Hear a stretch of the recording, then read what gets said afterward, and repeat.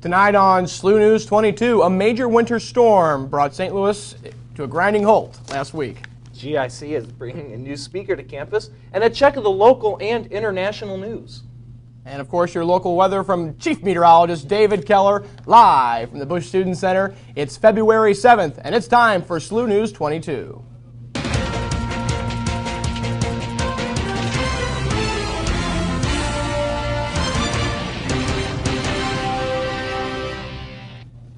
Good evening, I'm Mark Zinn, alongside always with Brett Kostrzewski, and thanks for joining us here at SLU News 22.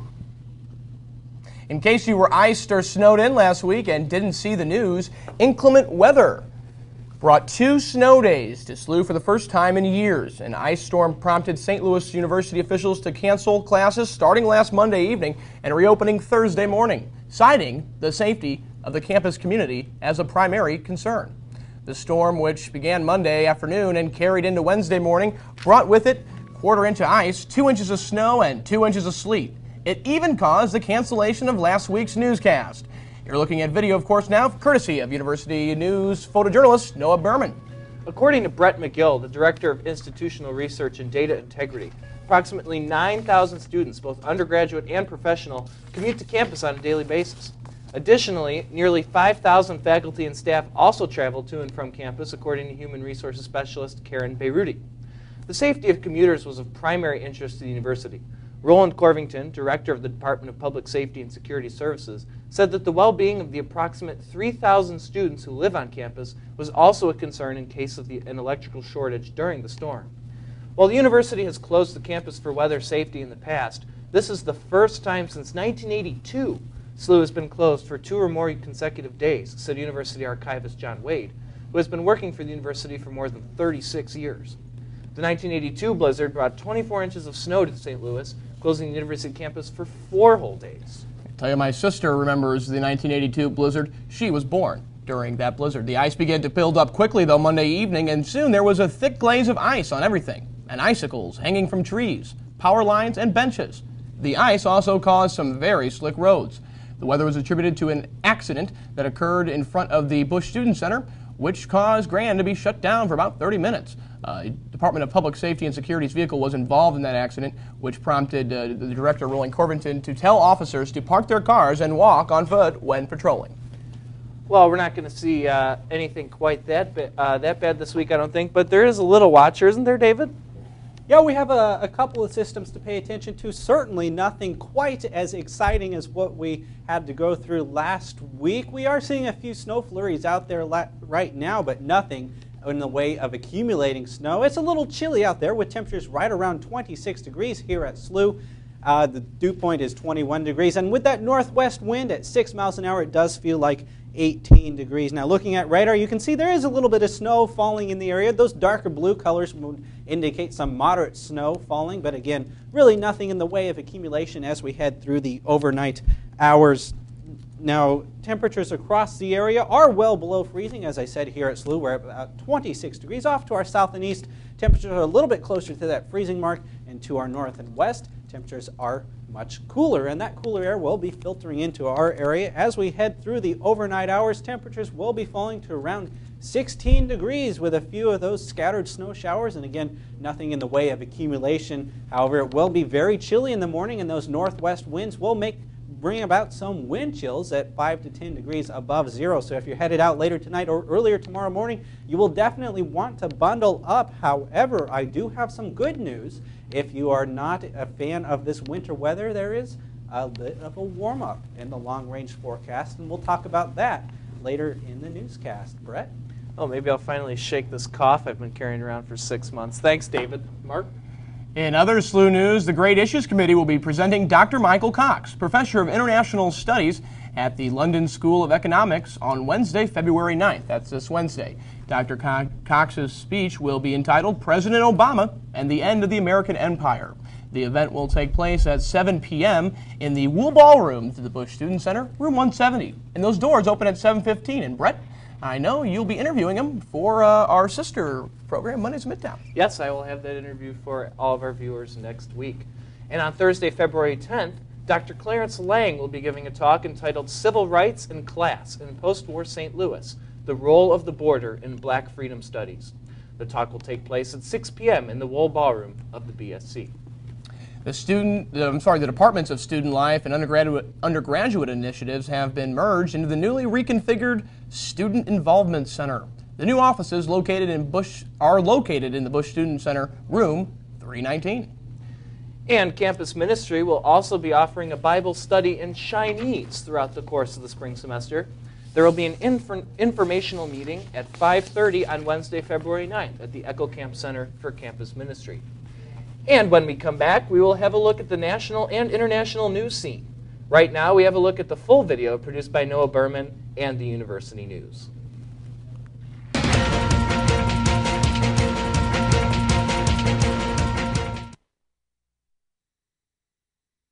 Second snow day. Second snow day is awesome, but I only had one class, but it's still awesome.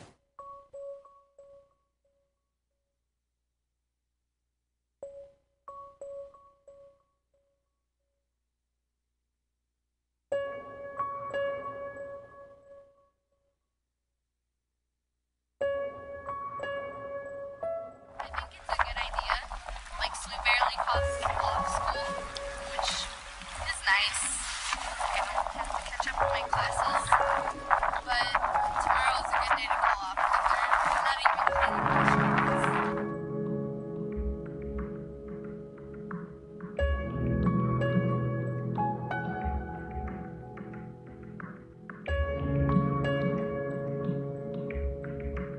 It just seems so dead. You know, no one ever wants to get out and walk around, and a lot more people I can tell have been 80 degrees or in the dining halls that they live at. No one wants to walk to Fuse or anywhere else.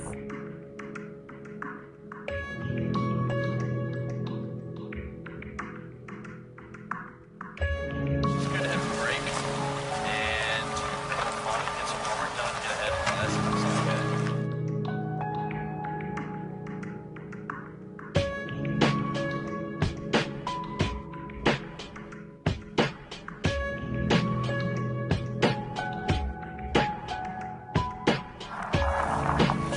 Except when I have to take out my dogs because they like to run amok and I can't get them.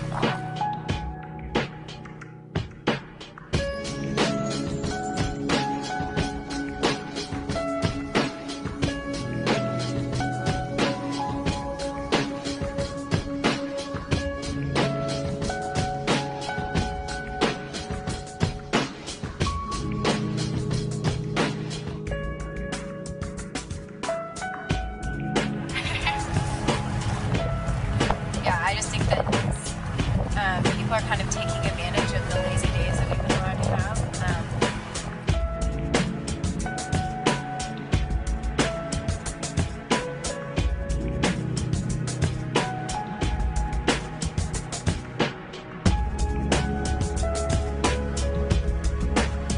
I live up there, so I have a pretty good view of campus, and it's been very dormant.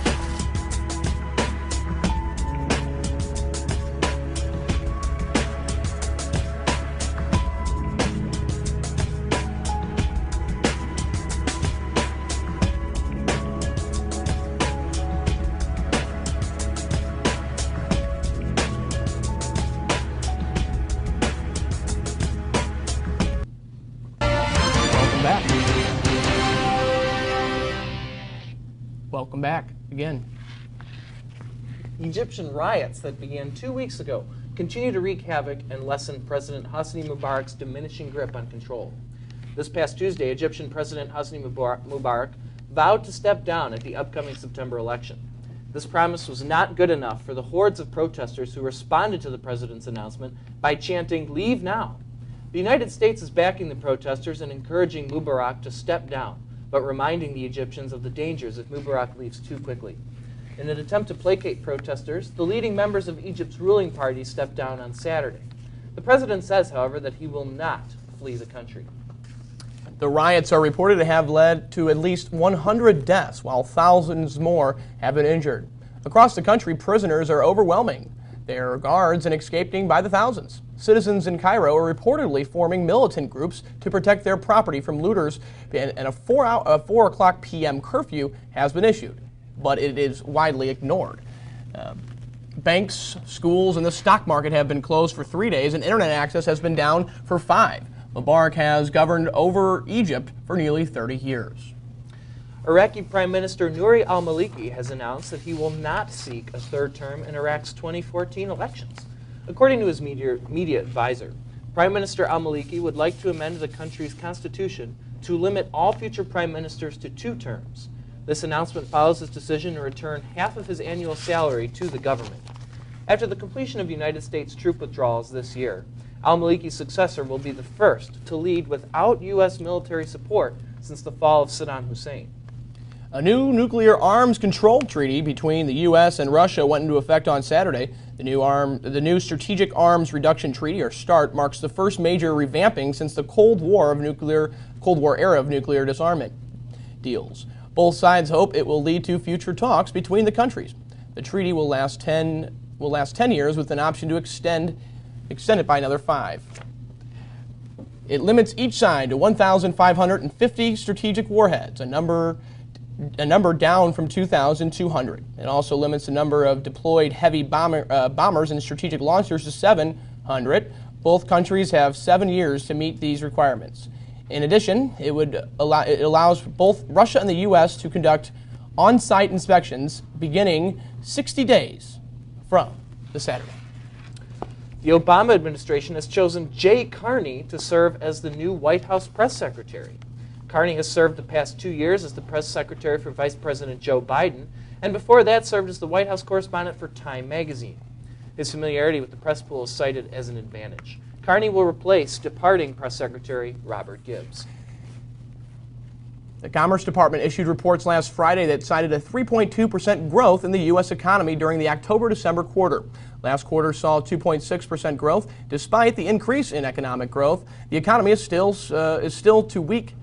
It's still too weak to lessen unemployment rates, and the lowered unemployment rate was due to fewer people searching for unemployment. The key reason for the economic growth was an increase in spending. Citizens increased their spending at the highest rate since 2006, which was 4.4%. McCaskey East High School, a Pennsylvania high school, excuse me, ladies and gentlemen, has introduced a pilot program they hope will help student studies. The program is receiving quite a bit of controversy, Brett, because it separates students by gender, race, and/or language for a few minutes each day. The controversial program began from a study claiming that students learn better from a strong role model. David, let's go to David with the weather. David, it's cold out there, isn't it? It is not cold. Yeah, it is. Yeah, it is very cold out there right now. We have colder temperatures as we head through the overnight hours, and we'll be watching a light snow chance as we head towards the middle of the week. We do have a moderating trend as we head towards the weekend with some warmer air heading into the region, and we could be looking at some 50-degree temperatures by the time we get to the weekend. We'll talk about the weather and finish national news when we come back from the break.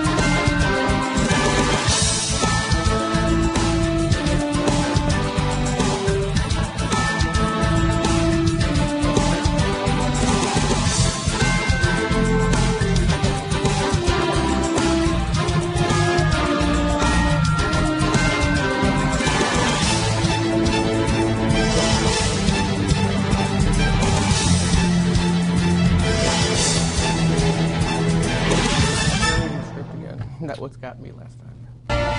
Welcome back. And welcome back. The month of February, which began last week, is National Black History Heritage Month, a month-long program at the Old Courthouse and Gateway Arch Museum of Westward Expansion featuring historical character portrayals, storytellers, concerts, special films, Dred Scott trial reenactments with visitor participants, Underground Railroad programs, ranger programs, education programs, and more. Please go to gatewayarch.com for more information. Busy place to be. Yeah. The play Distracted will be performed by Stray Dog Theater until Saturday, February 19th at Tower Grove Abbey. Distracted is a hilarious, provocative, and touching look at a modern family facing the epidemic dilemma of our 24/7 nonstop world. For more information, please go to straydogtheater.org. Also in the neighborhood, our St. Louis Symphony will be performing the romantic music of Mozart and Tchaikovsky for Valentine's weekend.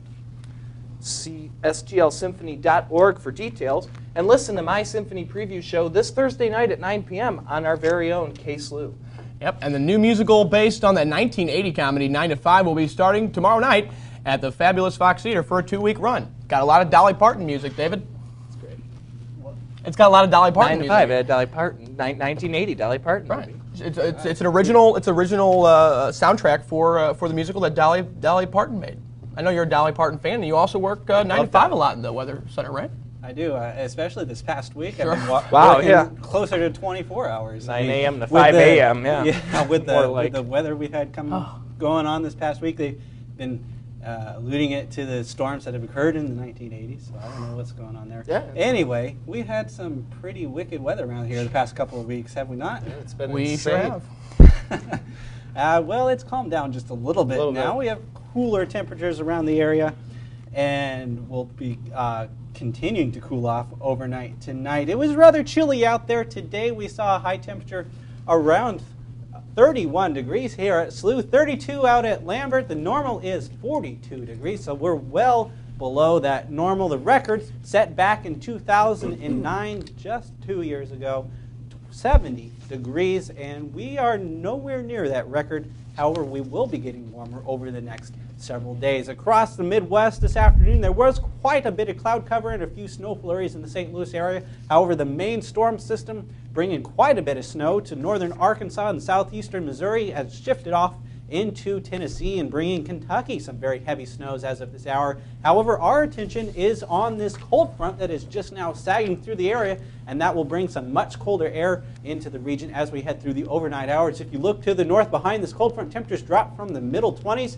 down into the teens and into the single digits below zero across northern Iowa, and that air will be slowly spilling in our direction overnight tonight. Then on Tuesday, we do have to watch a storm system as it passes to our south. It will bring some accumulating snows to southern Missouri and to southeast Missouri.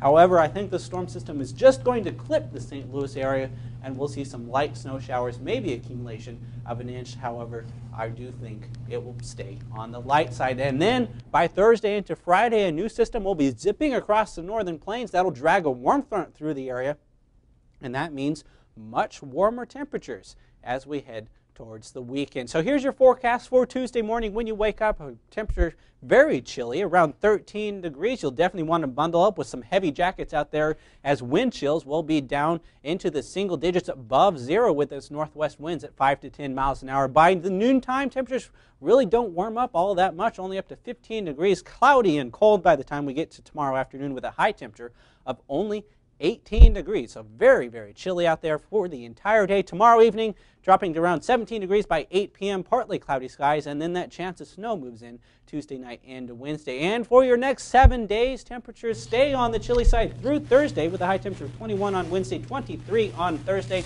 However, look at Friday, 38 degrees. Wow. Saturday, 45. Sunday, 50 and partly cloudy. That's so an up. we're That's looking at a much warmer weekend trend as we head towards next week. That's a temperature trend I think we can all live with. Yeah. And is it? I mean, I know we were talking about a meteorologist here in St. Louis's, long-term forecast, and you talked about a January thaw. It looks like it could be pushed back a few weeks. Is that? Yeah, this is the January thaw, delayed about 2 or 3 weeks. It'll a mid-February thaw, but it's definitely going to feel nice after the brutally cold weather and snow, ice, and sleet that we've had over the past couple. Be out of there weeks. in shorts in the 50-degree weather, go swimming or something. I don't know. Certainly. I don't know about that. I think we're going to take a look at sports right now, though. So if we could, if our actually, I'm getting in my ear. We're taking a break, Oh, so we're actually going to take a break real quick, and we'll be right back after this.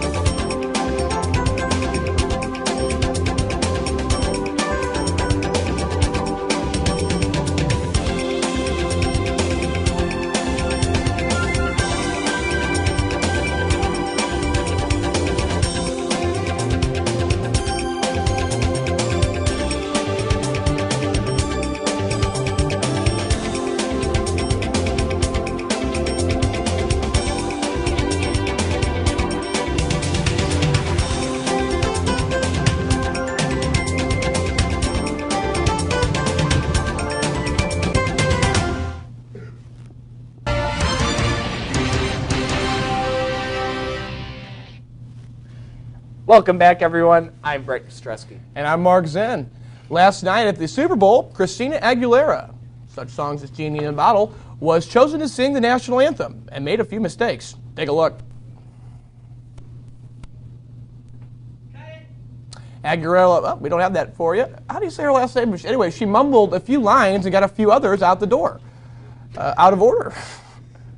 In response to the criticism, Aguilera has been receiving, she's got a statement going on, and it says, I got so caught up in the moment of the song, I'm a Christina Aguilera fan, that's why I'm crying. Her statement said, I got so caught up in the moment of the song that I lost my place. And I could only hope that everyone could feel my love for this country and that the true spirit of the anthem still came through. I usually don't quote Christina Aguilera, but I'm doing so now. David, speaking of Christina Aguilera, no, we're doing sports. Brett. Well, we'll start with the big sports event of the year that just happened last night. The Super Bowl. Green Bay Packers are back at the top of the NFL mountain.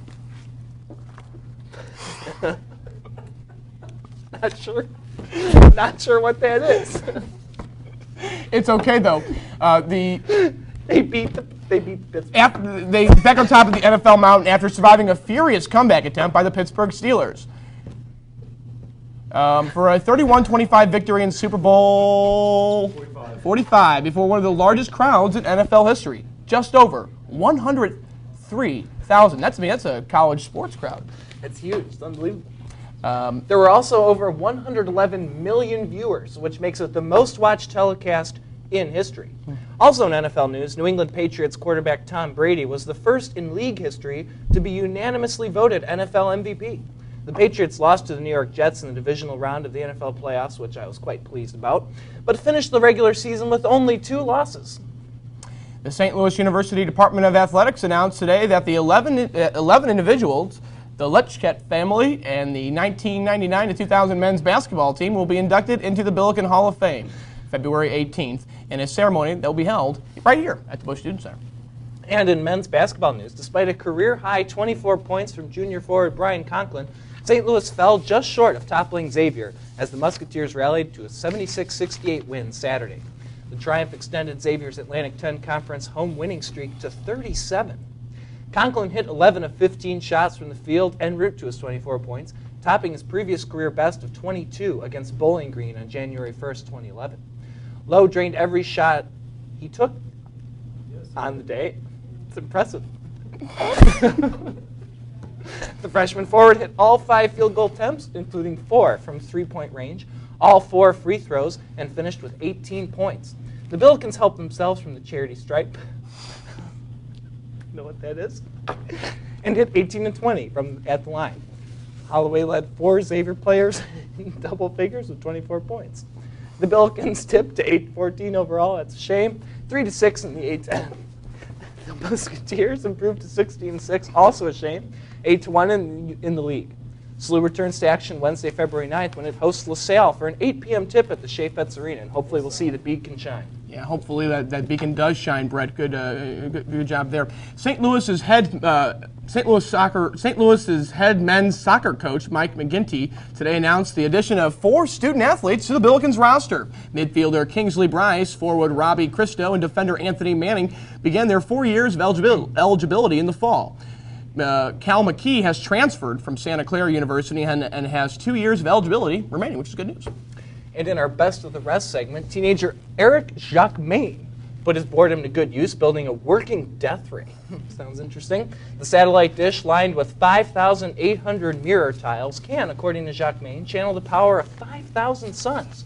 The death ray's 1 centimeter wide beam burned everything that was held up to it, including a tin can lid, concrete, and test tube of water. And speaking of test tubes of water, our own meteorologist David Keller is joining us now, and he has a look at your last forecast for the evening. David. Well, I'm not really sure what test tubes of water when you're talking the weather, absolutely. But the sun certainly has something to do with the weather. I mean, keeps us warm during the day sometimes. Not this week, of course. The temperatures are going to be well below normal temperatures. We're at around 18 degrees for your high tomorrow, warming up to 21 by Wednesday, 23 by Thursday, and then that nice warm-up as we head towards the weekend and the beginning of next week. So if you're not a fan of winter, this weekend is for you, because after this, looks like we will have at least a week of warmer weather, but potentially back into the freezer for later in February. Well, I'll have to get my coffee-colored Cadillac out now for this weekend, apparently, huh? It'll be good for those sun bunnies out there. So, well, pretty sure that's all we got for tonight. Thanks for watching tonight. Don't forget, you can always catch up with the latest news and video on our website, SLU-TV.SLU.com. I'm not sure what that says. You can always like our Facebook page or follow us on Twitter for the latest news, weather, and sports. And when we come back next week, we'll have our regular anchors and some real sports to talk about, perhaps. And David, it'll be kicking off our Storm Team coverage tomorrow morning at 4 a.m. with all your information and all the traffic. We'll see you next week. Not really, though. Hopefully you had as much fun watching as we had up here providing you with this. Good night. Good night. Stay classy.